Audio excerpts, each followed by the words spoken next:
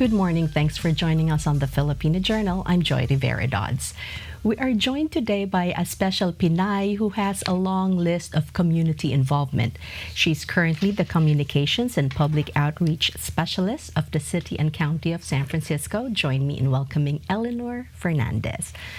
Elinor, thank you for coming. Joy. I know it was a hectic morning. No problem. Thank you for having me here, first of all. Our pleasure. Yes, our yes. pleasure. Yes. So, let's start off with ang daming nangyayari sa mundo. You know, like Yes. just this morning, something happened again in Rotterdam, Barcelona, and Yes. here in America. How is the social climate in San Francisco these days? I think the social climate in San Francisco, because it's been known as a very liberal area in the past, you know, free love, there's Summer of Free Love, right, the anniversary, and welcoming people from all diverse backgrounds, whether it be people of color, of other countries, or the LGBT community. I think there is a feeling of anxiety and fear, and a lot of it has to do with people's personal liberties. I think at one point I could flip that. Besides the fear, it has taken people to a level of consciousness that they have never been active in politics before, because now it really impacts their lives, whether it be about immigration or about their gay or lesbian rights, or also about housing, or being taken away and deported just because, you know, your family was here. For example, that one nurse in Oakland, the Highland Hospital, who got deported and can't come back here for 10 years, which I just think is cruel, right? So I think the climate is that we're all unsure, you know, we're all wary too. And this current presidential administration doesn't help to, I think it doesn't give a lot of people confidence in what's going on, to any kind of insights, and brings that out of certain people too. So, and I don't want to always play the race card, because I don't want to say that people are victims, but when people are outright saying in public, right, as a world leader, that these people need to be targeted, or you need to go after these people, it's just, it's not good policy, it's not good leadership to me. Yeah. Being with the City and County of San Francisco, have you noticed, is the city taking special precautions, especially pag mga special events, now that we are more aware that something could happen at any given moment? Oh, yes, absolutely. Like bigger events, like at the stadiums, or I take BART frequently too. I noticed, like after the Barcelona bombing, more police presence, more BART presence, people walking through. So, of course, that creates even an added layer of anxiety for people. They get nervous, like, why are they here? Or what's going on? And so, you know, it's just an uncertain time right now. And as a public servant and people of the government, I hear those concerns too, because I take those questions, or I have meetings where maybe it's not a world issue, but it might be a local issue too that concerns them. And there's worried if funding is coming, like if they're like a nonprofit, you know, where's my funding from the federal government now that they're going to cut certain things? Like, I think Trump cut the arts, right? Grants for the arts. So things like that to me, that's like, people think it's soft or not needed, right? But it is needed, you know. I think those certain things, like the way culture, how people treat each other, I think that's a little bit lacking now, which is a concern to a lot of people too. Social services and all that impact people directly. Feeling the pulse of the community, kamusta naman yung Filipino-American community? How are they taking all this? I think the first thing I noticed, though, because in the beginning there, he went after, you know, the wall, or banning certain people from the Middle East. And it wasn't even necessarily that they had terrorist links in the past. He was just picking and choosing certain groups that he thought that needed to be taken out of the country. So I think a lot of Filipino Americans who are what they say, TNT, tago on tago, right? There's concern. Like, I would get calls like, do I need to go to the consulate? Do I need to, fix my status? What should I do, Elinor? Do I need to, can you connect me to an immigration lawyer? And so I would have to almost like quell people, like, okay, let's just take a step back and think first, don't give in to the fear sometimes, to just really think it out and know that there are resources out there for you. You just have to look to, and even the first step, just asking friends around. I think that's good. We have to all, I think, at this moment, take care of each other and not think that, I think the president of the United States is gonna, like, either knock everything down or fix everything for us. That's the opposite, I think, too. So I think we have to empower each other too, and know that we can be there for each other and be a source and help of support. Thank God we have you in the community. Oh, no. And you have many, many roles. But just to familiarize you as a person sa ating viewers, who is Elinor Fernandez? Sure. Okay, so I think of myself as a mom and a wife.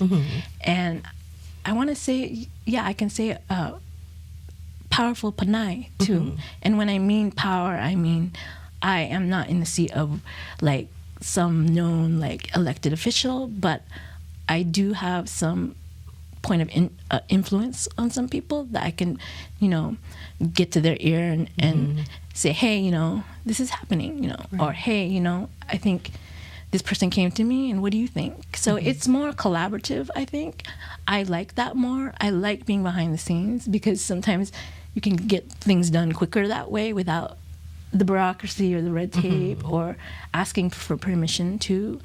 And also it's been, I feel like I've evolved too as a person and a Panay, finding my roots too.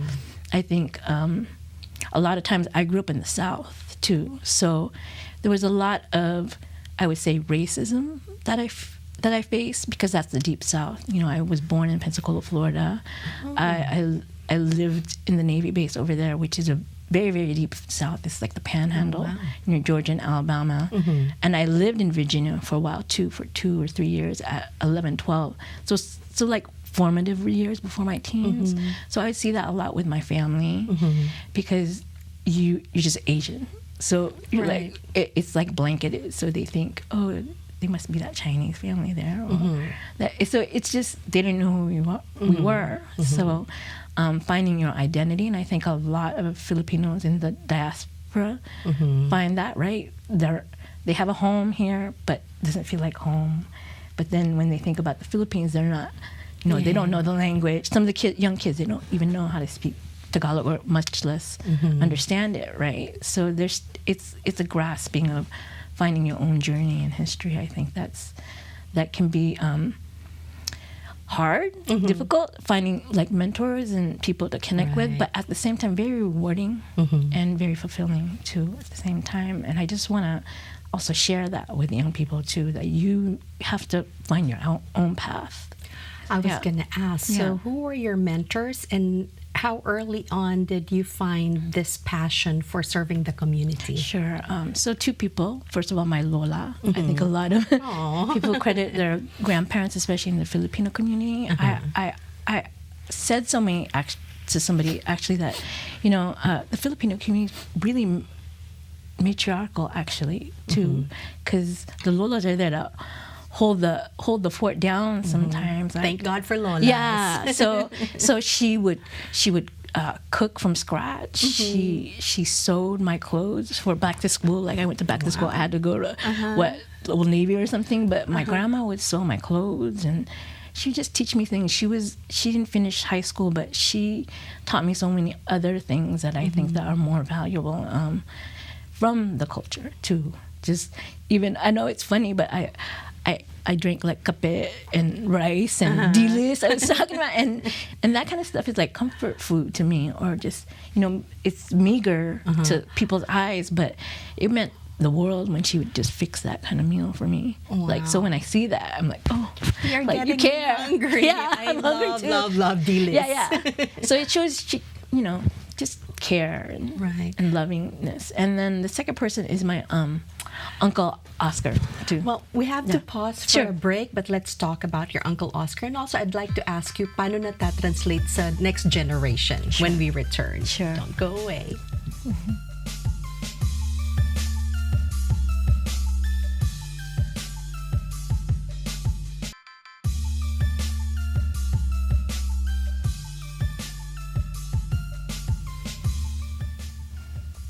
Back with Elinor of the Filipino American community. So you were talking about your Uncle Oscar. Yes. Oscar. Oscar Peñaranda. The Oscar Peñaranda. Yes. Oh, wow. Mr. P to his students, Mr. former P. students. He was one of the first ethnic studies majors at San Francisco State. He founded Pistahan with a lot of many other community leaders. He founded the San Francisco, co-member of the San Francisco Jazz Festival too. So, I mean, he is just, I don't know, a giant in the Filipino community, and I feel like I'm indebted to him because he knew me at 12 years old in middle school at Everett Middle School in the Mission High School, in the Mission in San Francisco, and he recognized my love of reading and writing.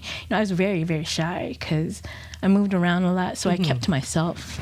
So he just would point out things like very gently, like, hey, you should read this, or it was off syllabus sometimes too, like Asian American writing, Filipino writing, read some Carlos Bulasan. Yeah, it just, so I feel like he's my lifelong teacher, basically. Well, it's lucky. in your bloodline then. You have no choice. Yeah, but yeah, to take right? this path. Right. So, yeah. And you would, I think, want to pass this on to the next generation, your Absolutely. daughter in particular. How is she? She started school today, right? So she loves school. Same thing. She loves writing, reading. I really think she has a very analytical eye, more so than I would at 9. I think I remember. She acts like the mom sometimes, and I think she is curious about her background. She's multiracial, so she has a lot of things going on. So I feel like she's like the future of the world when I see my kids. So yeah, so anything I could pass on to her. Well, my next question was going to be about, I know you have several roles in the community, but you have, I would think, 2 full-time jobs. Right. One is the one with the city and county, and the other one is as a super mom and super wife. Talk about that. I'm not lying. It's hard. It's difficult to juggle. Some days I feel like, I got this. I feel amazing. And the other days I'm finding for my glasses and it's on top of my head or something like that, right? Or my phone's in my hand and my kid's like, it's right there, Mom. But I relish the role. I think it's funny. It's unconventional because back then my parents divorced when I was in high school, so maybe some of that I was like, maybe I'm not gonna marry or not have kids, and I was at one point okay with that.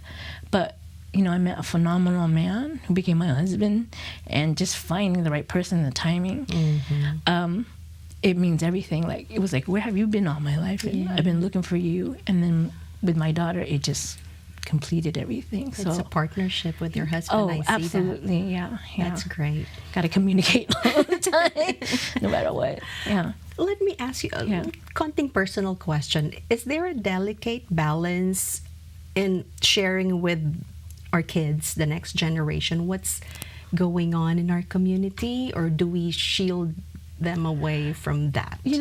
The thing is, these days with social media and how everything, the information goes so fast too, I think we still do need to shield them in a way too. I mean, like, my daughter's only 9, but I see the youth that I work with, their teens, they get anxious sometimes because they don't know how to, as adult, it's so much information, but can you imagine a young kid still trying to take it in, trying to sort it out? So I think we do need, to be guides for them, to just know what to parse out, what's really fake news, right? Or what really, I always say, consider the source, okay? Don't take everything in the internet. Everything on Google is not true.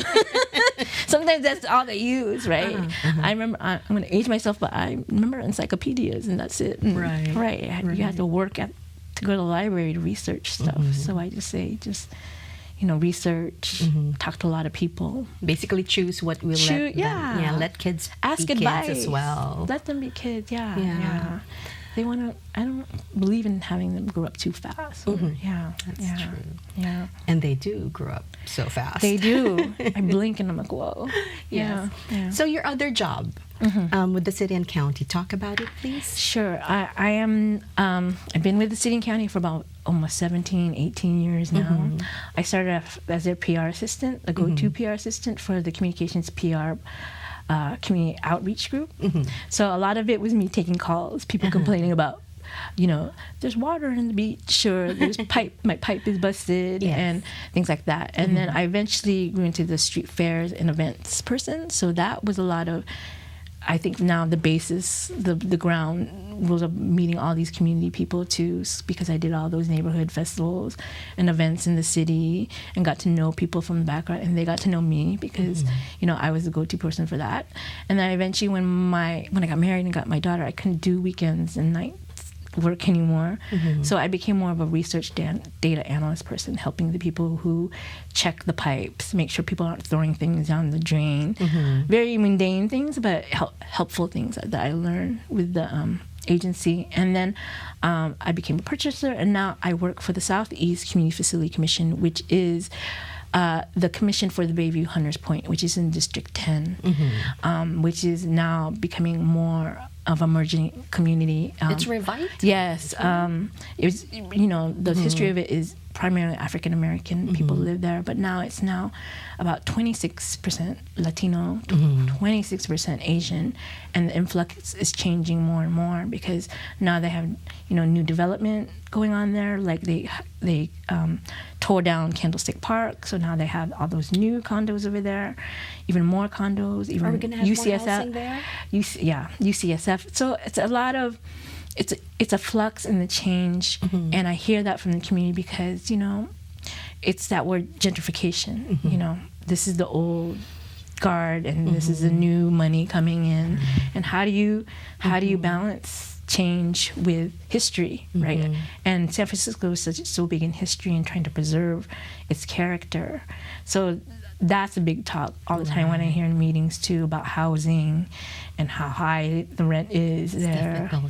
Or finding employment that's relevant for that community, having the skill set, because a lot of the jobs that are coming are tech or STEM related, right? Science, you need science degree or computer science degree, and a lot of the community there, they just don't have that opportunity or the resources or even know about it sometimes, I mean, I think they're still old school in a way where they don't find out things on the internet because some of them can't afford like even a computer or a laptop. So I think working in that community center, it fills that void, We give that resource to people and say, hey, City College is here, you can use the computer lab there, or Human Services Agency here, we can help you find a job, or if kids are in trouble, there's a school there called 5 Keys, and they help kids bridge from not going from juvenile hall to the prison system, right, at a very young age, which sometimes black male teens are targeted because they're in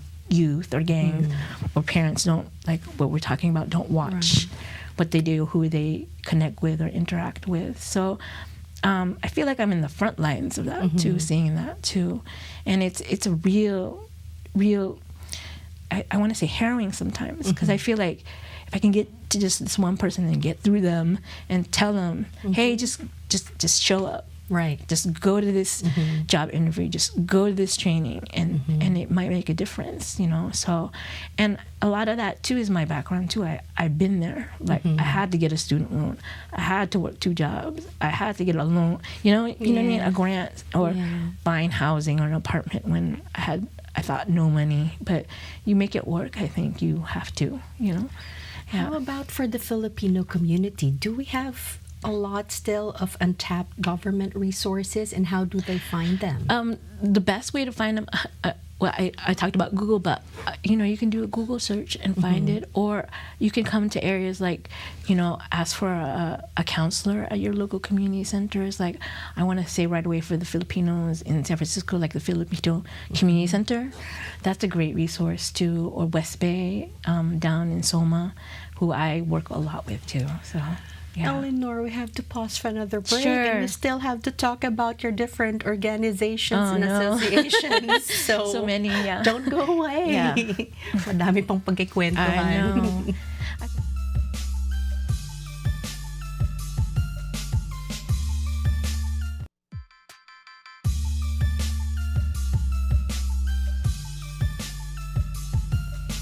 Kasama pa rin po natin si Elinor Fernandez, and ngayon naman pag-uusapan ng the different organizations that Sure. you're involved with. Let's start with the Young Filipino Professionals Association. Right. Talk about it, please. So YFPA, which was the Young Filipino Professional Association, now they've changed it to Your Filipino Professionals Association because It's it's your grown. now? Yeah, it's grown. It's 15 years old now, and the anniversary is November 5th. They're having a gala soon. YFPA strives to connect, educate, and serve the Filipino community, and primarily serve the niche for young Filipino professionals to connect and get together and also collaborate and share ideas and events with each other. The founders are from USF, actually, University of San Francisco, and they founded the group as an outside group. Then it grew as they graduated. Then it grew again as they got jobs. And now, 15 years later, it's just become an organization that has become That's a staple in the community. How many members strong?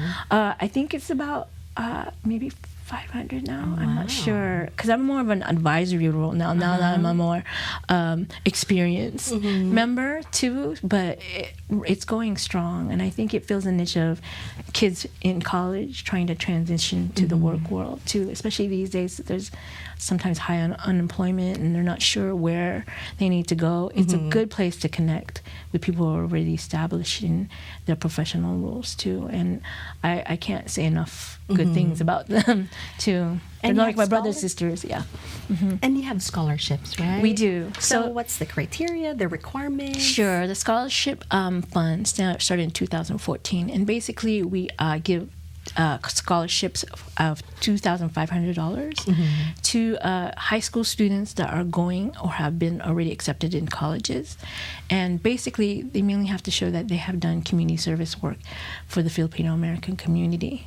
So anything from one recipient started the awareness at Lake Wimmerding High School that there actually is Filipino culture within the student body. She brought that out and wanted to learn more. And in the process, I think she found out more about her own culture. Like, it awakened her, like, hey, I should be proud of my culture. It's not just about the food, like lumpia, but I have a proud heritage and people that have stood tall with the United States too. So I think, again, empowering people, knowing that, to me, Filipinos they're the stars. The people are the stars. They're the greatest asset and resource that we have. And so the more we bring that to light, I think that the more representation means everything. So, you start there with that kid, learning about that. Maybe she'll say, hey, you know what, I can do this. I can go for public office, right? I have, my family and my history behind me that I can go back to and go to that well. Yeah. The scholarships, if I may ask, are they for, standard colleges and universities, or pwede rin yung those who are interested in culinary, electrical, the different trades? Yes. Right now, I think what they started was with the Academy of Art. Through, I think, Rebecca Delgado. Yes. I think she's part of that board too. So that was the first year. So as each board transitions, I think they're going to find what their need is, or maybe they might you know, go to the culinary, say, hey, we're going to give it to this kid who's going to be the next top chef or something. So absolutely, I think that they're open to that. I have a couple more questions on this, but maybe you just need to come back because I wanted to ask you too about the Global Filipino Network of Arnold and talk about your group. So I have been recently involved with Arnold came to me because basically I'm very active in social media. So he was like, you know, I have like hundreds of friends in common. I need to meet you, basically. And he liked my writing. He liked the posts that I would have on Facebook. And he's like, I just need to collaborate with you. I see the events that you do too. And so in the past, I started Sangdiwa with them, which was the cultural and art. Arts event doing Kalayan with the Philippine consulate. And that was a hit. It went off very well. We thought we were only like a couple hundred people would come, but during the course of the day, we found out we needed more room between him and us. And then the other one is more of a speaker series, which is more concentrated, professional, like talks, panelists.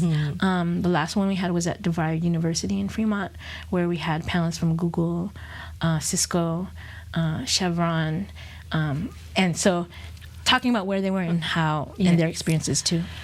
Nako, ending ng ating so much. show and still so much to talk about. So, final message na lang sa ating viewers. Sure. I just want to say that this community I love so much, and everything I do is out of love for the community. And I grew up here, and I'm a daughter of San Francisco, and I just want to say that I want to thank you, Joy, for having me here and just letting me have the platform to just talk. And I hope to be here again. You need to come back. Yes. Well, thank you for joining us. Have a good weekend.